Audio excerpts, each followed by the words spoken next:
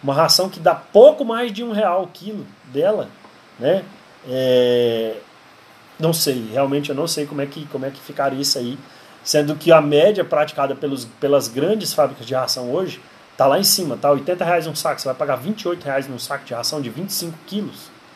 Então, assim, é muito perigoso isso. Até porque, às vezes, os ingredientes que foram utilizados para fabricar aquela ração, para chegar naqueles níveis de garantia, não são os melhores ingredientes para o aproveitamento do peixe. E tanto o Ministério da Agricultura, a Secretaria de Agricultura e Pesca, quanto o órgão licenciador ambiental do Estado vão verificar isso. Você pode ter certeza que vai verificar isso. Então, você tem que garantir de onde que está vindo esse produto, tá certo? Para saber qualidade de ração presente no seu mercado, converse com outros piscicultores. Conversa com alguém que já compra ração de algum lugar. Você trabalha com ração, essa ração é boa? O cara vai te falar. Essa ração é boa, tal, não sei o que, ela é um pouquinho mais cara. Mas é muito melhor, de repente, da ração que eu comprava ali, que não tinha dado um resultado melhor, estava num resultado bem baixo. Então, para saber procedência, por exemplo, conversa com outros piscicultores, conversa com técnicos da área. Eles vão te informar essas melhores de repente, melhores produtos ali disponíveis para você, tá certo? Como eu sei que alguns de vocês ainda estão duvidando do que eu estou falando aqui, eu vou trazer, né, e é natural isso que eu estou explicando aqui, surgirem dúvidas, né? Às vezes é novidade para você, às vezes não é, você já aceitou, né? Quanto tempo tem que eu estou falando isso aqui, não só hoje, né? Desde o ano passado que a gente tem essas lives, trazendo muita informação, muito conteúdo, mas muitos de vocês são como São Tomé, só acredita vendo, né? Então aqui, não tem como eu mostrar agora aqui para vocês estão vendo só a minha imagem. Mas o que eu fiz aqui? Eu trouxe exemplo exatamente do que é solicitado nos requerimentos, né, durante o seu processo de licenciamento. Vou falar aqui para você agora o que é exigido, o que você tem que falar que vai acontecer lá dentro. Se você não falar isso e justificar isso, seu processo é barrado. Ele volta até você explicar perfeitamente o que está acontecendo. Beleza? Olha só. Por exemplo, a adoção de comedouros instalados de forma que não permitam o escape da ração para o meio ambiente. Isso aí tem que estar presente. Em algum momento lá você vai ter que falar, vai ter que comentar sobre isso aqui.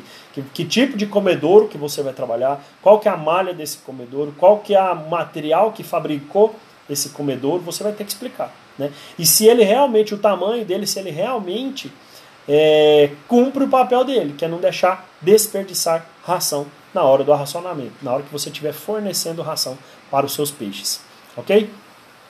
Fornecimento de um tamanho, de um grão de ração compatível, em conformidade com a malha do seu comedouro. Não é só você falar que a malha é tal, não. Às vezes você falou que a malha é X e a ração é menorzinha, ela passa lá dentro. Então, assim, a ração que você vai fornecer é uma ração que não passa na malha do seu comedouro. E também essa ração ela tem que estar adequada, ela tem que ser específica para a fase de desenvolvimento onde o seu peixe está. Então não adianta eu querer jogar uma ração de 8 milímetros para um alevino, né, para um microalevino. E da mesma forma que não adianta eu jogar uma microextrusada para um peixe de terminação.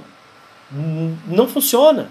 Não funciona, até porque essa ração microextrusada ela é bem mais cara. Ela não vai saciar os peixes que já estão lá na engorda. Eles precisam de uma ração de um grão maior, mais grosso, para poder saciar eles, né? Então, assim, você tem que explicar isso aí lá no projeto. Limpeza frequente dos comedouros para retirada de material que está ali em comatação, que acumula nas malhas, impedindo a circulação de água. Caramba, Paulo, eu tenho que falar que eu vou limpar o comedouro, isso já não está implícito no processo? Se você não escrever que você vai fazer, ninguém vai entender que você vai fazer aquilo. Então escreva, vai ter que escrever. O seu técnico responsável vai ter que escrever, vai ter que explicar isso daí tudo também. Ok? Olha lá. Utilização de rações extrusadas, né? A grande sacada da piscicultura foi trabalhar com ração extrusada, porque é uma ração que flutua. Então, para tanque-rede, então, você vê todo o consumo dessa ração lá dentro, né? Claro que ela tem o nível de flutuabilidade dela. Você joga, algumas vão ficar ali, vão descer 20, 30 centímetros, alguma coisa assim. Tem relação de dominância dentro do tanque-rede. Os primeiros vão comer, mas a ração que está descendo, os menores vão comer também. Ok? E ração de alta digestibilidade. Por que ração de alta digestibilidade? Porque se não digerir, o peixe não vai desenvolver e tudo que ele está comendo vai sair, né? Vai para as fezes, não vai ser aproveitado. E se não é aproveitado pelo organismo animal para ele desenvolver, para ele produzir carne, produzir músculo, isso vai para o meio ambiente e começa a prejudicar a qualidade da água naquele meio ambiente. Okay? Ajuste do arraçoamento, não é só fornecer ração, né? Não é só jogar ração lá, você tem que saber a quantidade que você vai jogar, você tem que saber que tipo de ração que você vai jogar, de acordo com a fase, com o tamanho do peixe. Então você tem que fazer o quê? Biometrias. Paulo, eu tenho que falar que eu vou fazer biometria. Você tem que falar. Como é que você vai fazer o acompanhamento do desenvolvimento do seu peixe quando você estiver produzindo lá nos tanques rede, em Águas da União? Como é que você acompanha isso se você não fizer biometria? Ah, tem a tabela da ração. Eu sei que com 6 semanas o peixe tem que estar com tantos gramas e ele vai comer tal ração de tantos por cento de proteína, tantas vezes por dia. Mas você tem certeza que é isso que está lá? Se eu for lá, se você falar assim, não, meu peixe está com 6 meses e ele está com tantas gramas. Se eu for lá na sua piscicultura, pegar um pulsar e pegar um peixe lá e ver que esse peixe não está desse tamanho, eu vou jogar esse peixe no seu bolso. Entendeu? Porque você vai ter que sentir no seu bolso a dor desse dinheiro que está indo embora. Por quê? Porque você tem que acompanhar. Ah, mas é um manejo agressivo, a biometria. Eu não sou adepto de manejo agressivo, eu já trabalho com densidade final de estocagem. Você tem que ter certeza daquilo que você está fornecendo. Não adianta você ter uma tabela na mão se você não sabe como é que você utiliza essa tabela. Né? Eu recebo pedidos aqui direto, estou até precisando mandar umas tabelas de ração, que eu falei na última live, para o pessoal que já pediu, mandou direct para mim pedindo tabela de ração. Mas não adianta, isso para mim é muito fácil mandar essa tabela de ração. Mas não adianta eu mandar essa tabela de ração se você olhar para essa tabela e não ter certeza se seu peixe está naquele tamanho. Então, às vezes, você está jogando uma ração muito grande para um peixe muito pequeno ou uma ração muito pequena para um peixe muito grande. Não adianta se você não fizer esse acompanhamento. E você tem que falar que vai fazer esse acompanhamento lá no seu processo de regularização. Tá certo? O arraçoamento, como é que você vai fazer o arraçoamento? Não é só falar que vai fazer, é como que fazer. Entendeu? Quantas vezes por dia você vai ter que jogar essa ração? Qual ração que você vai jogar, qual a quantidade que você vai jogar, tem que estar descrito isso daí lá dentro. Quanto mais descrito, isso está no seu memorial descritivo, está no seu projeto técnico. Quanto mais descrito isso aí, mais referências você vai ter para poder seguir e fazer o trabalho da maneira correta. Né?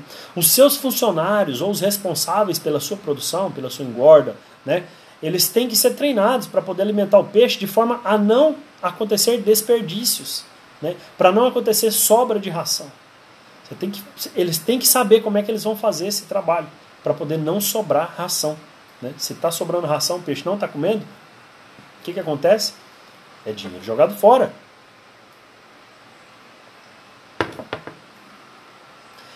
As fábricas de ração, elas obrigatoriamente têm que ser registradas no Ministério da Agricultura. Então você tem que falar que vai comprar ração dessas fábricas de ração. Ah, Paulo, mas tem gente lá em Minas Gerais, em Três Marias, que fabrica a sua própria ração. É uma fábrica registrada. Ah, tem um cara lá em Brasília que vende fábrica de ração aí por 300 mil reais já com extrusor lá. Beleza? Quando você colocar lá o processo, tudinho, você vai ter que registrar isso daí de alguma forma. Né? Você vai ter que fazer isso aí acontecer. E isso tem que estar presente lá dentro do seu processo. Porque numa fiscalização, eles vão olhar assim, a ração sua está vindo de onde? Aí você fala assim, eu tenho um misturador ali, eu tenho uns negócios que eu faço ali. Caneta, para você aprender a trabalhar do jeito certo, para você aprender a trabalhar da maneira regularizada, para você fazer o que tem que ser feito, ok? E outra coisa importante de falar aqui é o quê? Se for usar em algum momento suplemento vitamínico, mineral, tem que informar também. Né? Todos esses suplementos que a gente conhece aí, qual você vai utilizar, você tem que informar, quanto que vai ser utilizado, né? Como é que vai ser utilizado, a frequência de utilizar e o porquê que você está utilizando esses suplementos também. Né? Tem que fornecer informação a respeito disso. Você tem que falar exatamente que tipo que você está utilizando e tal. E outra coisa que tem que estar lá dentro, olha que interessante, parece até que eu estou exagerando aqui, mas isso aqui tudo é praticamente um checklist que eu estou te passando aqui nesses dias. É o 7º dia de checklist de produção regularizada de peixes em Águas da União. Olha mais um checklist aqui para você. O que é exigido lá? Se vai ter sobra de ração por ciclo. Como assim sobra de ração? Você vai ter que estimar. Você vai ter que estimar o que dá de sobra de ração por ciclo lá. Ou por tonelada que você fornece. Né? Quantidade de fezes que pode ser produzida por tonelada de ração fornecida. Vai pensando. Quantidade em quilos de peixe morto durante o ciclo de produção. Meu Deus, Paulo, tem que fornecer isso aí. Tudo são informações complementares. Você tem que ter uma estimativa disso. Quem faz esse cálculo para você, um doce para quem acertar, Fish Class de sexta-feira passada, é o responsável técnico. É ele que tem esses dados para poder te fornecer. Né? As sacarias, toda a sacaria que sobrou, que você já jogou a ração, sobrou essa sacaria, vai para onde? Você vai calcular de que jeito? De acordo com a produção e com o seu ciclo de produção também. Né? Tudo isso é informação que tem que constar lá dentro. Outra coisa é o quê? Tudo isso que eu falei aqui tem que estar no memorial descritivo. Então, peraí, Paulo, isso aí não era o memorial descritivo? Não, isso é só dentro do sistema. Isso é só os quadradinhos lá dentro do sistema que você clica, abre, ou você vai selecionar esses pontos e marcar um X, ou você vai escrever isso daí que você vai fazer. E fez dentro do sistema, vai ter que estar no documento em anexo, que é o quê? O seu memorial descritivo, ou o seu projeto técnico. E tem que estar igual no projeto técnico e no sistema, porque se der problema, o projeto vai voltar. Vai voltar para você corrigir, entendeu? Então tem que ser isso aí, você tem que seguir isso aí de maneira dura, na verdade. Você tem que resistir isso aí de maneira dura, isso daí. Bom, tudo que eu falei agora, até agora, era em relação à regularização ambiental no governo federal. Aí você já regala o olho de novo. Meu Deus do céu, tem mais, Paulo? Tem! Eu estou explicando desde a semana passada que são 2 processos para você produzir em águas da União. Você vai tirar primeiro o contrato de cessão de uso na Secretaria de Agricultura e Pesca, para depois você dar entrada no seu licenciamento no Estado. Vamos ver o que pede no Estado, né? E por que pede no Estado? Porque cada Estado ele tem as suas exigências, ele tem a sua sequência para poder trabalhar. Então, assim, por mais que você tenha o seu documento aqui na mão, o seu contrato de cessão de uso, falando que esse processo ele já passou por ANA, por Marinha, por Secretaria de Agricultura e Pesca, Secretaria de Patrimônio da União, Ministério da Agricultura, talvez alguma legislação específica daquele Estado não esteja presente nesse processo.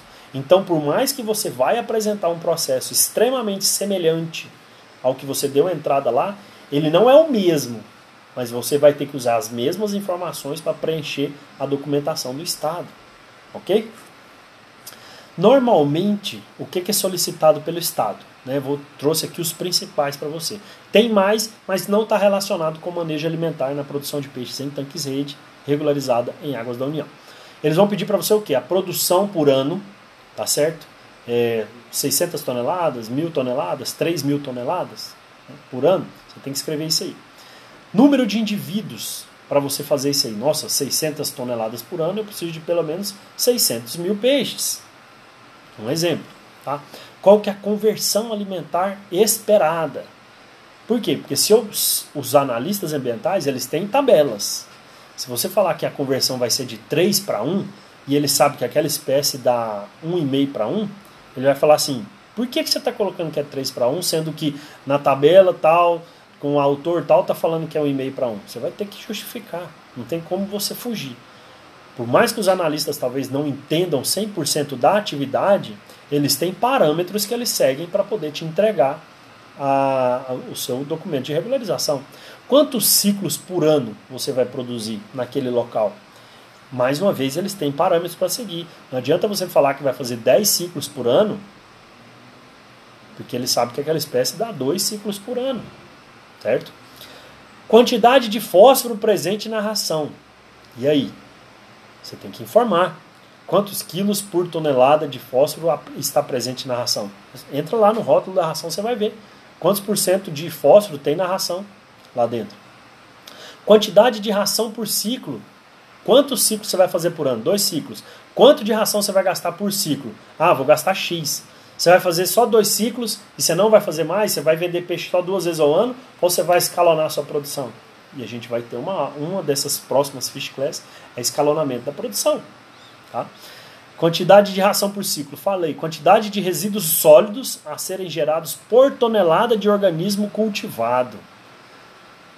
Resíduos sólidos gerados por quantidade de organismo cultivado ou produzido. É a informação que tem que fornecer. Formas que você utiliza para evitar, para minimizar perda de ração para o meio ambiente. O que você faz para evitar perda de ração para o meio ambiente? E eu já falei muitas aqui, né? comedouro, ração extrusada, ração de qualidade, manejos bem feitos, ok? Comedouro com pelo menos aí uns 60 centímetros, 40, 60, 80 centímetros, não sei a profundidade, vai depender da profundidade do seu tanque também, ali, né? Pelo menos quanto que ele vai ficar para cima da água. Não adianta eu falar que ele dá 40 se ele fica 30 centímetros para fora da água, vai ficar 30 centímetros e 10 para dentro da água. Tem que saber isso daí também. Tem que fornecer esse tipo de informação lá dentro, tá certo? Normalmente é isso que pede no Estado. Tudo isso daqui relacionado a manejo alimentar, relacionado à ração. Dentro do licenciamento é solicitado esse tipo de informação. E se a ração ela vai vir de onde? Onde você vai fazer a aquisição dessa ração também? Fábricas registradas no Ministério da Agricultura, tá certo? Porque numa fiscalização, se o cara chegar e olhar um saco que não tem rótulo, não tem nada, ele vai falar, onde você está fazendo essa ração? Ah, comprei aí de um cara que passou vendendo. Caneta, multa, para você aprender a fazer a coisa certa, do mesmo jeito, ok? Outra coisa que você tem que informar, que é o que eu já falei e eu vou falar de novo aqui, vou dar uma repetida aqui, uma reforçada. Por quê? Porque hoje está muito em evidência, que são essas substâncias, né, de valor profilático ou terapêutico. Por exemplo, o sal, se você vai trabalhar com sal e naturalmente você vai trabalhar com sal na sua produção, você tem que informar que ele vai ser um profilático, né? E você tem que informar se for utilizado algum probiótico para melhor aproveitamento da ração, gerar menor descarga ao meio ambiente, você tem que fornecer também, você tem que falar também. Como isso é uma realidade hoje na piscicultura brasileira, esses produtos, né, biotecnológicos, imunoestimulantes, como, vamos dizer assim, alternativa para uso de medicamentos, talvez para evitar você trabalhar com medicamento, pelo menos evitar enquanto você pode, como prebiótico, probiótico, também conhecido suplementos polivitamínicos incorporados à ração.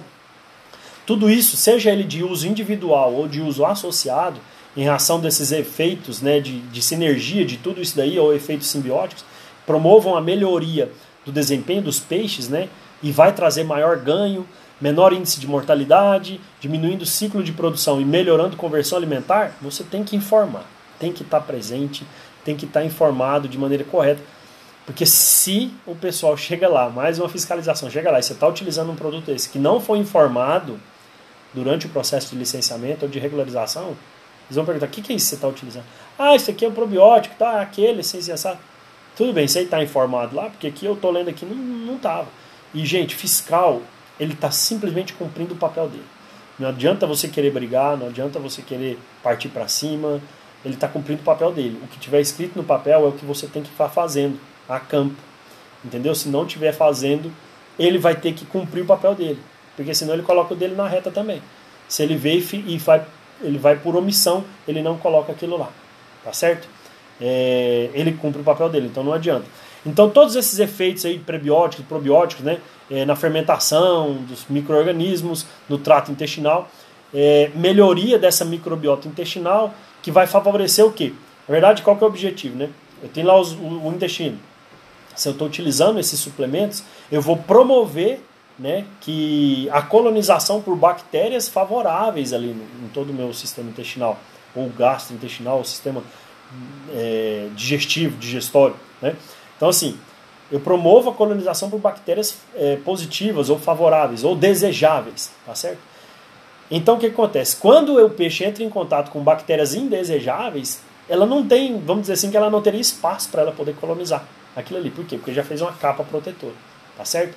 Então, se utilizar, se em algum momento você pensar em utilizar, tem que estar informado também lá no seu processo de licenciamento. Beleza? Tem que estar informado.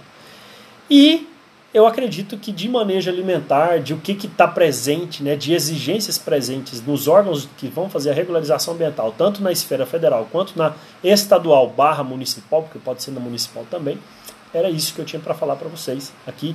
Deixa eu voltar aos comentários do Instagram aqui, e deixa eu ver se veio perguntas aqui no Facebook.